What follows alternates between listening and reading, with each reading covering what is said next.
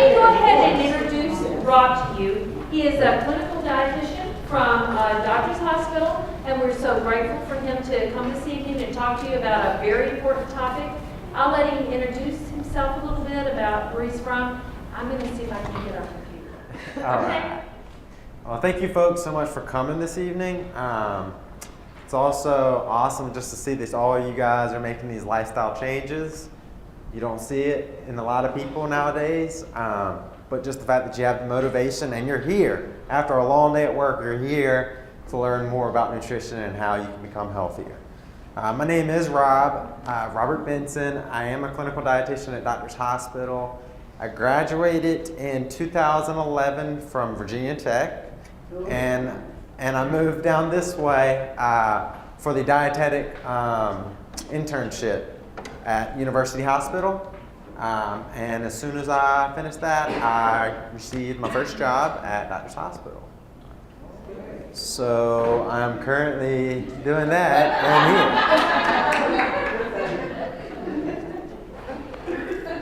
And they all have a copy of the PowerPoint. so we can go ahead and start. Yeah, absolutely. So I have a copy too in my hand. I didn't memorize all the slides, but y'all each have a copy, so we can go along, I guess, until this comes up. And basically, so today's topic is called an health prevention, avoiding chronic disease. The second slide, what you can see there is, it's a person and their face is covered in lettuce. And back in the day, I know my mom used to tell me, if you eat too many carrots, you're going to turn into one. Well, that's not true. We obviously want to eat everything in moderation. So I think if you look to the right of that picture to the right, if you can see it, it's kind of the person that's leaner is the one that's consuming more fruits and vegetables and whole grains. And then the one on the right is the one that's more sedentary, not being active, and they're consuming the fast food and the junk food and the processed foods. So I kind of like that depiction. Moving on to the next slide. Can anybody kind of maybe give me a gist of what you think this is trying to grasp here? Americans are digging their graves with their forks and spoons. They're eating too much food and the wrong type of food. Correct. So she said that we as Americans were eating too much of the wrong kinds of food, which is so true. So portions have gone up, okay? Not just at fast food restaurants, but at our households. We're not conscious enough about how much we're putting on our plates and we're eating it. We're not being mindful of that. And in a result, we have seen, it'll kind of be a transition to the next slide, that the highest rate of risk, or the highest death rate, is of cardiovascular disease. And it's right behind that's cancer, but it's estimated that about 42% of Americans, close to half, will die of some type of cardiovascular disease. And so that can take you back to slide 3. That's how we're digging ourselves our grave. But we are all making these changes. As you are all enrolled in this, you're making diet changes, lifestyle changes, you're exercising more, being more conscious about what you're eating. And who all feels healthier? Right? You feel healthier when you eat better, when you exercise.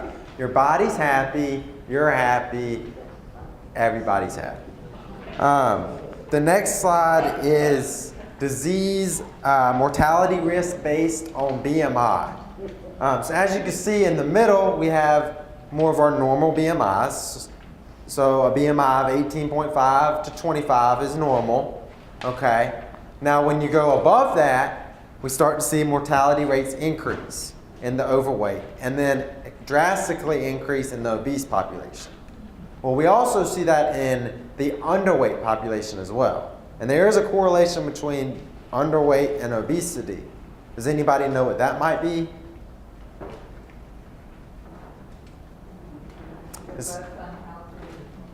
Right, lacking nutrients. So they're both malnourished. So someone who's underweight isn't eating adequate nutrition, not getting adequate vitamins and minerals. Well, the person that's overweight, you think, well, they're eating a lot, they're getting enough vitamins and minerals, but in reality, they're eating an excess, we're eating an excess of calories that are empty calories. They don't contain vitamins, minerals. They might contain fat, they might contain sugar, but they're missing what our bodies need. And therefore, that's how they're correlated and being malnourished. The next slide, it's just a picture of this guy. And as you can tell, a lot of his weight is central, visceral fat, okay? That visceral fat, abdominal fat, it poses a greater health risk than fat stored in other places. So if fat's stored, throughout the body, proportionally, that's a lot better than when, we see somebody with a belly and it's all their fat's contained just in this one general area. Because that's where a lot of our vital organs are, okay? Don't worry about what it says. It basically says that he's confused about the food guide pyramid. But as y'all know, I don't know if you know or not, we did switch from my pyramid to my plate. That was a new transition from, Obama's wife, because it's a more visualization. You're looking at a plate versus a pyramid with a bunch of stuff. And then the next slide goes on to where your fat tissue is stored does matter. Has anybody ever heard of the apple versus pear shape? Yeah. Right? So we'd rather look more like a pear where you're, kind of proportioned versus an apple where you're just kind of a plump. Right? That's what they say. More vulnerable to disease when we're apple versus pear shaped. So just, if you ever hear of that, now you know it's the apple versus, for some reason they do it with women more than men, but so also in relation to that, the higher waist to hip ratio. So if your waist is larger than your hips, then that means that we have more adipose fat, more visceral fat surrounding our organs, which can lead to insulin sensitivity, which is also a marker for diabetes. It can lead to increased blood pressure, hypertension, and it can also lead to decreased HDL, which is our good cholesterol, leading to cardiovascular disease. For men, less than 40 inches, and for women, less than 35 inches is ideal. I don't know if has anybody ever had their waist to hip? Has anybody had a waist to hip measurement done before? Okay. And how did that go? Have you had it? Have you checked it, from when you started the program to now? No. Okay. Okay. Well, check it in a month and see the changes. So now I'm actually on the cardiovascular disease slide. Okay. Basically, with cardiovascular disease, we have our arteries, which is blood flow, nutrients. Okay. When we start consuming a large amount of fat, what happens is we have a plaque buildup in our arteries. So if you can imagine, if you're cooking on a stove and you're cooking, or on a skillet, and you're cooking a piece of meat, high-fat meat, and you just leave the fat there after you're done cooking, and you let it solidify. Imagine what that looks like. Kind of nasty, right? Well, that's exactly what your arteries look like when they have plaque in them. And over time, that plaque builds up and builds up to the point where no airflow, no blood flow, no oxygen flow can go through, and that can lead to stroke, heart attack, death. Okay? And the next slide, we'll go into talking about cholesterol first. Cholesterol is important. However, does anybody know what our cholesterol level needs to be, what we like to see it under? All right, and the answer was correct, less than 200. That's the goal, it's for a cholesterol level less than 200. There are two types of cholesterol I would like to talk about. There's the HDL and there's the LDL. The HDL I call happy cholesterol, and the LDL I call the lousy cholesterol. The happy cholesterol, for men, you're considered low if it's less than, I believe, 40. And for women, if your HDL level is less than 50, that's considered low. Now, HDL levels greater than 60 or equal to 60 have been linked to preventing cardiovascular events. Okay, and we'll go into ways in just a little bit of how to increase our HDL. But just so you know, I would highlight that HDL level higher, greater than or equal to 60 leads to decreased cardiovascular events.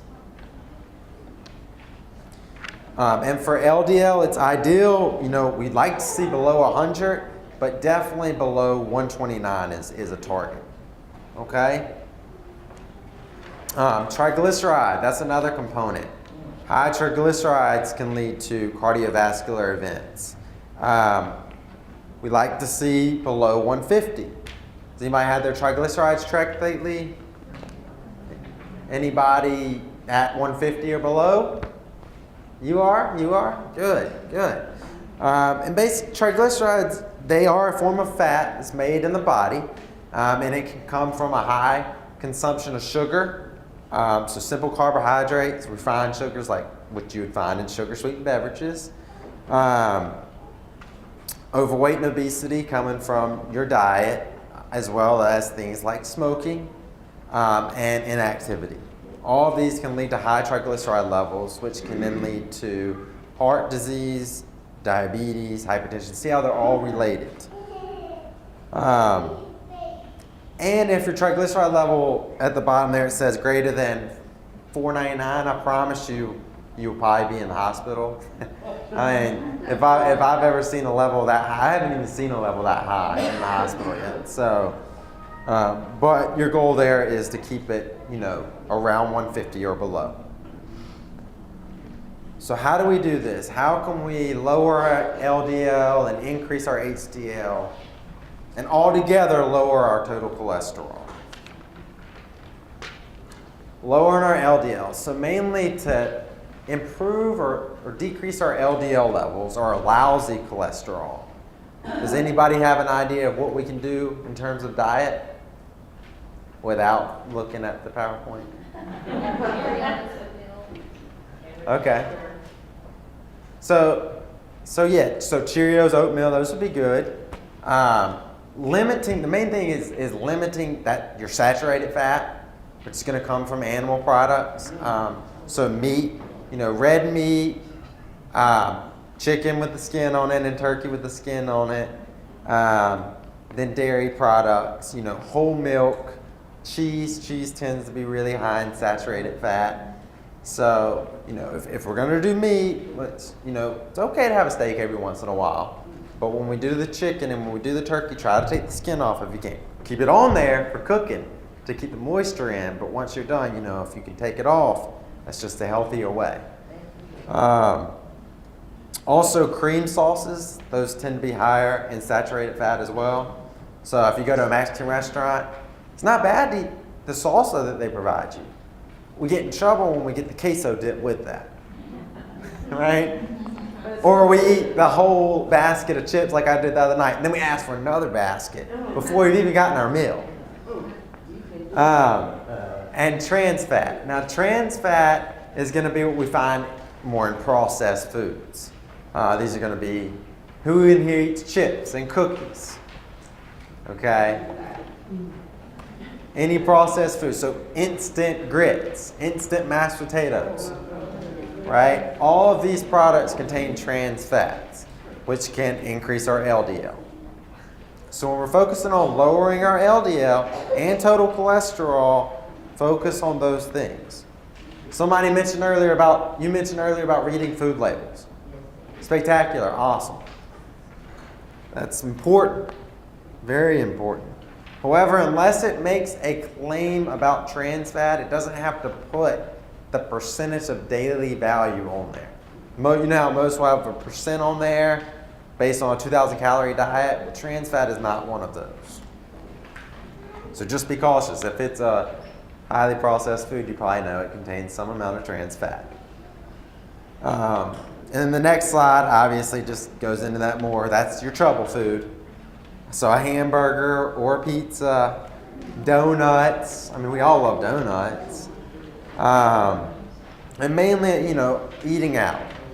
Eating out's a big contributor. If you do eat out, a lot of restaurants nowadays, upon request, will offer nutrition information regarding what you're eating, especially at fast food restaurants. Like a McDonald's, nutrition information should be provided. If you get a quarter pounder with cheese, you should know exactly how many calories are coming from it. I noticed at Burger King they got how many calories and everything. Right, and she mentioned that at Burger King they have a sign that has the total amount of calories from each, and they do the same thing at Subway. If you read that little napkin that they provide you, it actually has a breakdown of nutrients and calories in it. All right, so we talked about lowering our LDL. Now we want to improve our HDL. And the biggest way to improve our HDL is what you all are doing: exercise. Exercise, exercise, exercise. So, even if it's even if you're beat after work, a brisk, 30-minute walk will help. And obviously with exercising, we want to start, down here and gradually increase. Is everybody in here exercising somewhat? Okay, good. Other ways to increase our HDL would be increasing our intake of omega-3 fatty acids. And we actually get that from fatty fish like salmon, sardines, tuna. We can get omega-3s that way, which will improve our HDL. Has anybody in here used flaxseed before? Yeah. Okay. So flaxseed, maybe if you put it in your oatmeal or in your cereal, that's good. And then olive oil. Does anybody cook with olive oil and canola oil? Good. So those are all ways. So instead of using butter, margarine, lard to cook with, we can change that out with canola oil and olive oil, and we might, we'll see a change, as well as a decrease in calories. So we talked about cholesterol. Now I want to talk a little bit about hypertension. The main thing I wanted to tell you about hypertension, it's related to diet. Obviously, a diet that's high in sodium. So a diet, highly processed food, fast food, soups, canned products, all of these tend to be high in sodium. Better to go for fresh or frozen. A lot of people tend to think, well, I don't have the money for fresh vegetables and fruit. But in reality, so they go for the canned. In reality, the frozen fruits and vegetables contain the same amount of nutritional quality as fresh, and is the same price as canned without the sodium. So just think about that. But hypertension, it can come from diet, but also stress. But you guys are already relieving a lot of stress by exercising, right? So you could be a perfectly normal person. I'm pretty healthy for the most part, but sometimes my blood pressure has been high, especially during the internship or right before getting a job, because I was stressed out. Okay, so just know what your blood pressure is. Hypertension, so we want to see 120/80 is ideal when you go to the doctor. Above that, you're going to be in the pre-hypertensive or the hypertensive phase. And there is a chart that has the ranges, so you know if you're hypertension, pre-hypertension, or average, normal. What I wanted to say about that is, though, diet and exercise. If we do these and you're on blood pressure medication, we could possibly get off blood pressure medication that way. And hypertension is one of the leading causes for heart attacks, kidney disease, and strokes. I cover the rehab unit at Doctor's Hospital, and a good amount of those patients are stroke patients. And a lot of them came in there, and they didn't have too much past medical history, but most common among all of them is hypertension, high blood pressure.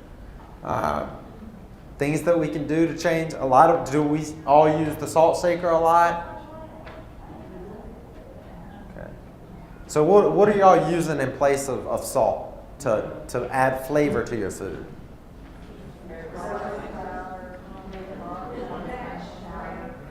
Right, so Mrs. Dash, garlic powder, herbs and spices. Mrs. Dash is great now because if you go to the grocery store, I think she has a whole row of just her line of seasonings. Where a couple of years ago it was just one thing. And that's trial and error with seasonings and that sort of thing. Some people like Mrs. Dash, some people can't stand it. It's all preference.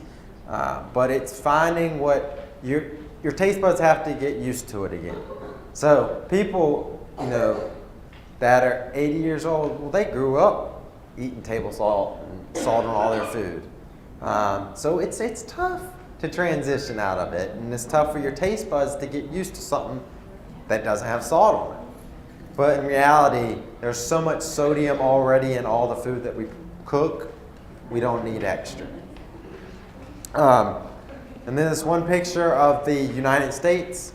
If you notice there, of course, Georgia is among the highest states with hypertension. I did read something, and it was mixed findings, so don't quote me on this, but I did see that Augusta, in terms of obesity, was ranked in the top 10 in cities. I don't know about you, but if I tell somebody I'm from Augusta and they say, wow, that's the fattest city in the United States, I don't like for Augusta to be known by that. So let's make a change. And we can change, and we are changing. And that's why you're on this program, so we can get Augusta out of that. But that's the thing. So there was a diet, and it was called anybody heard of the DASH diet? Yes. Okay, so some have it, some haven't. The DASH diet stands for the Dietary Approach to Stopping Hypertension. As you'll see there, I wouldn't be so concerned about numbers, servings, as I would be just focusing on, we know that everything's okay in moderation. We would like more fruits and vegetables, more whole grains, low-fat dairy products, okay? And then if we are going to, our fats, we want to use the fats that are going to increase our HDL and decrease our LDL. So that was like using the canola and the olive oil, using flaxseed, eating fish, okay? Does anybody have any questions about the DASH diet? And you've also heard of my plate, which I'm going to go over at the very end.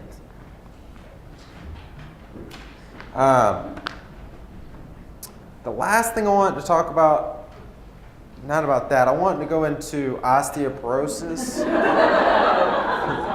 That's okay.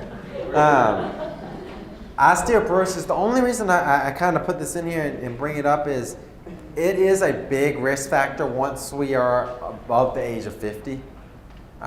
When we, above the age of 50, we start to lose not only lean body mass, muscle mass, our bones also start deteriorating. So as we're children, our bones are growing. We need a lot of calcium. And then between the ages of about 18 to 50, our bones are stationary. And then when we reach the age of 50, we start to see that our bones are deteriorating, leading to falls, fractures. If you fall down a flight of stairs, that could easily lead to death. So it's just important that, we're consuming adequate amounts of calcium in our diet. You don't just have to get calcium from milk. You can get calcium from yogurt, calcium, all dairy products. It's also in dark green leafy vegetables. I don't know if you knew that, but it's in kale, it's in broccoli, it's in spinach. It's in fish, like sardines, get a good amount of calcium. Tuna actually has calcium. Nuts have calcium. So don't just think that getting calcium has to come from milk. There's other ways to get it. And you'll just see the one picture. Oh, sweet. Okay, so there we are.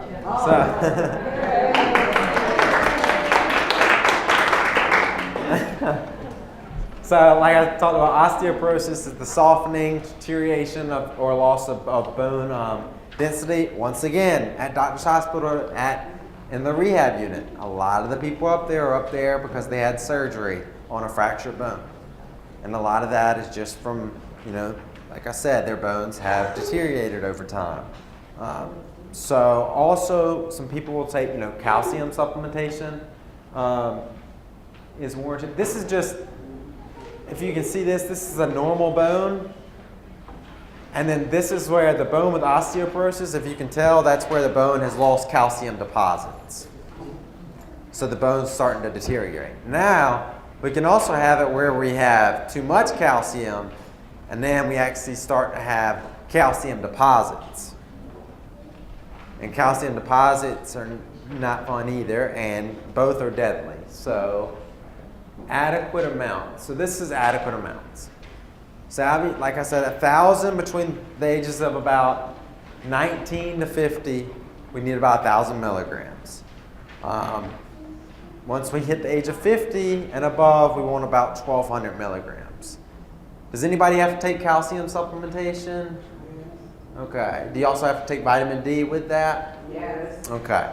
Because vitamin D, calcium helps absorb vitamin D and vice versa, and both are healthy for the bones. And let's get that. Okay, and I talked about earlier, so the leading cause of death was cardiovascular disease. And then the second leading cause was cancer. And I kind of just want to touch on this briefly, the causes of cancer. Obesity, overweight, diet, tobacco use, alcohol use, a sedentary lifestyle, which would also reflect back to obesity, and then exposure to occupational hazards. When I saw that, I'm assuming things such as, like if we go to a tanning bed, we're exposing ourselves to those rays that can cause skin cancer.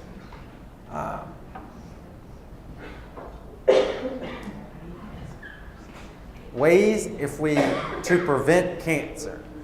So it's the rainbow. We've already been talking about fruits and vegetables. The reason fruits and vegetables are so important is because two reasons. And we'll go past this as well. First, they're high in antioxidants. So those free radicals that are caused by either the environment or what we are consuming that can damage the body, they absorb free radicals. Also, phytochemicals. They are able to block the formation of cancerous tumors within the body. So by consuming fruits and vegetables, the rainbow diet, we're able to hopefully prevent ourselves from cancer. Some forms of cancer. All right, so what should disease prevention look like at your house? This is kind of a topic, I didn't really put a thing up there, but it's, in my opinion, I like to call it mindful eating. So, how many of us eat while watching TV? I mean, I do. I'll say it. I don't like to, I just find myself doing it a lot. The problem with TV munching, as I called it there, is that we're not being mindful, really. We're just eating and eating and eating and eating. We don't really even notice that we're getting full. We're not really enjoying it. We're too focused on the TV show. We should use dinner and lunch and breakfast. It's a time for us to enjoy food.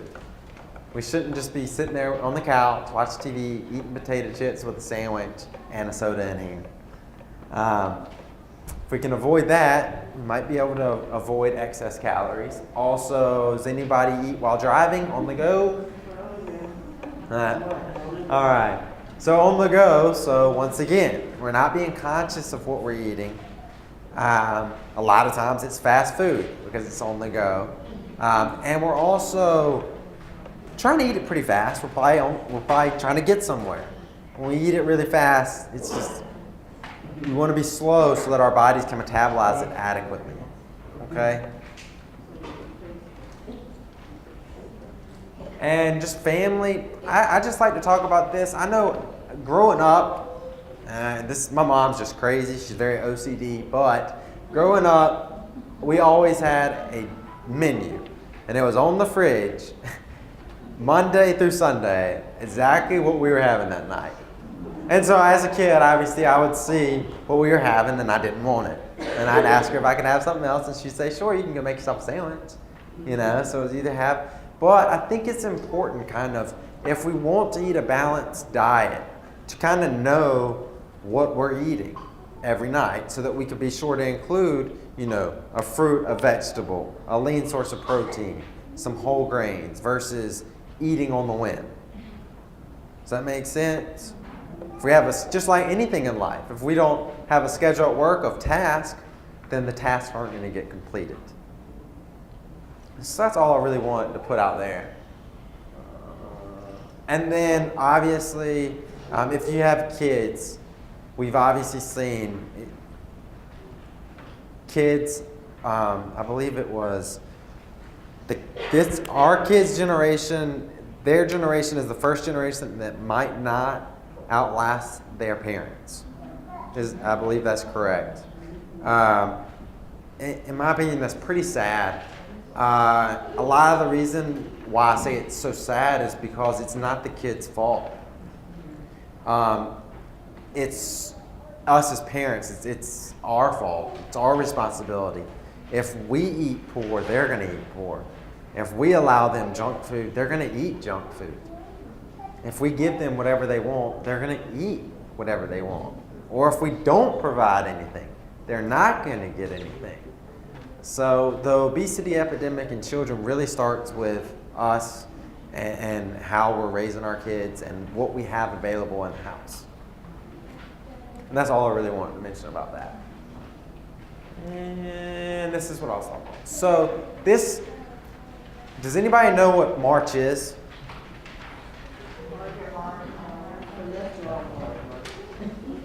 In terms of nutrition.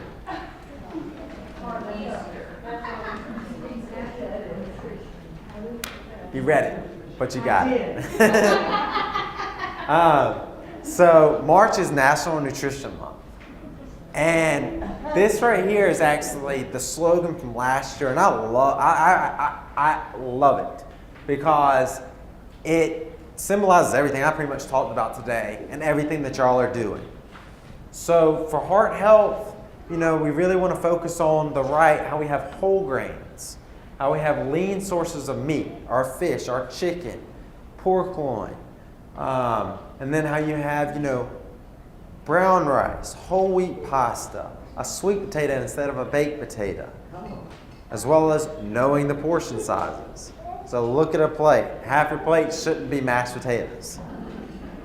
And then if you see over on the other half, that's where we have half our plate being vegetables, mostly non-starchy vegetables, so like carrots and green beans, broccoli, those types of vegetables, and fruit. And the reason I say non-starchy, I don't mean to confuse you, but starchy vegetables are potatoes and corn and peas. Okay, and all of those tend to be a lot higher in calorie and carbs versus our carrots, our broccoli, our kale, any turnip greens. They're very few calories and they're high in fiber. So therefore we can feel full for longer, right? As well as the fiber in the vegetables and the fruits helps us with our GI tract, normal bowel movements. But that's the main thing there, eating a rainbow. And then the weights there is just to emphasize the importance of working out, which all of you are doing and doing a wonderful job at. And this is just kind of a brief overview of everything. Are there any questions? Open to any.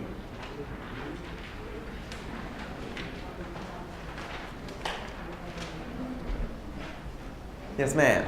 The omega-3, is taking a supplement of omega-3, would that be helpful? Yes, ma'am.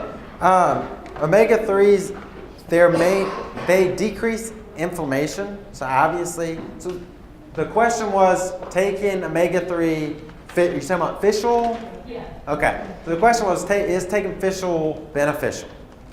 The answer is yes, it's very beneficial.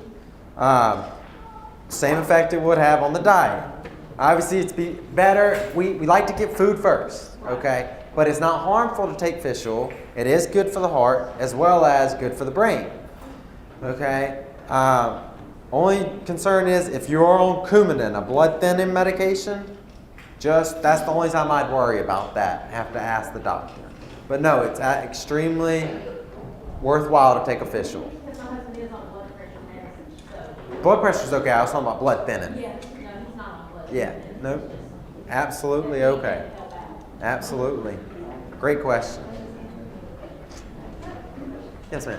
You know, so we've been learning, obviously, to eat breakfast, but is there any type of, so like sometimes breakfast can be defined different times for different people, but like should you eat within the first, I've read something that says you should eat within the first hour of waking up. Is there any kind of like time frame on that, or is it just? Okay. So her question was basically, is there a time frame of when we should eat breakfast? Okay. My answer to you is going to be this. It shouldn't matter if you eat at 7 or if you eat at 9. Okay? The point is we want to eat 3 meals. We want to eat 3 meals every day with snacks in between. Okay? So I've never seen any type of scientific evidence that said eat within the first hour of waking up. I will tell you this. Eating breakfast is extremely important because it jumpstarts your metabolism.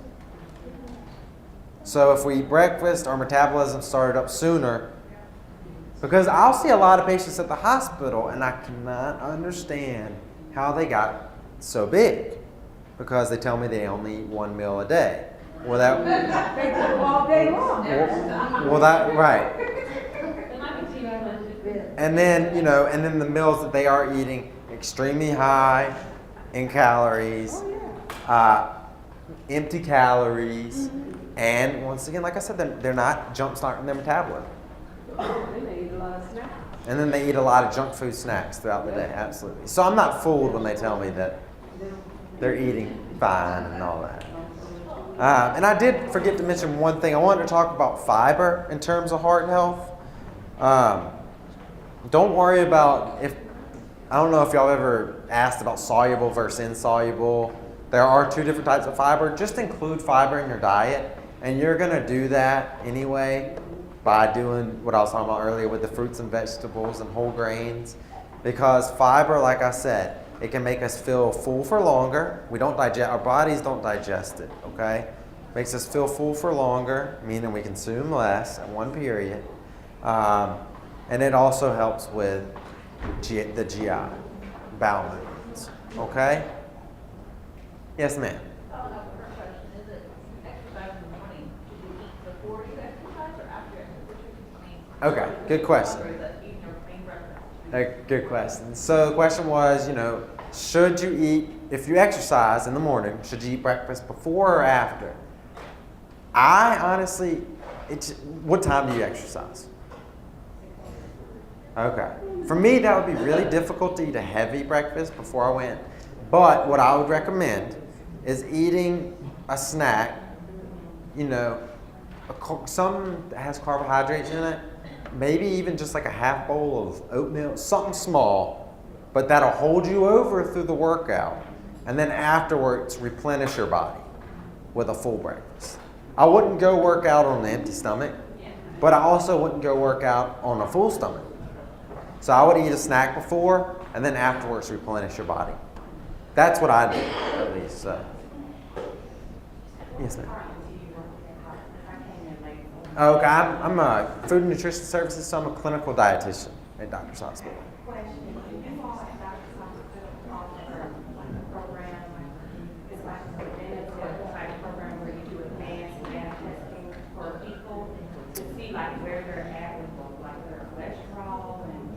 Arteries and everything, because I know University Hospital has a program like that. I think we did. We did have that type of program. We had a lot of budget cuts. Oh, temporarily not temporarily, we had a lot of budget cuts at Doctor's Hospital. A lot. And I do believe that was one of the programs that was cut. You know, you can, on that note, they have health fairs. Yeah. And so, you can watch for those that are hosted by really all of the hospitals have certain health fairs that do a lot of those great bone density and cholesterol screening and heart. The University Hospital actually has the heart part, which does some of the heart testing as well. So you can watch for those. They're usually advertised in the newspaper and on the TV as well. Right. And that would make sense at university because they do have the cardiac. That's where I went. Cardiac, right. They have, university's the cardiac hospital, so. Any other questions? Yes, sir. What's your opinion on the role of this probiotic digestive organisms in health? Okay. So what is my opinion on probiotics in terms of general health? Yeah. It really depends on, they're not harmful. Okay. They're not harmful. If you've taken a lot of antibiotics, maybe replenish your body with probiotics. Otherwise, if you're eating yogurt, you're going to get probiotics that way. I don't take probiotics. I've had that question asked, and it's funny that you asked that because the person that asked me was one of the sales reps at GNC. I guess trying to sell probiotics, and he knew I was a dietitian, and he was trying to get my input. And what I told him was that I don't really see a need in it, unless you go to a hospital, which a lot of times if you go to the hospital, they'll put you on antibiotic therapy, so you can replace, with probiotics. But it's not something I don't recommend it unless you feel like you need it. If you've been on antibiotics for a while, yes. But other than that, no. Any other questions? Well, thank you very much.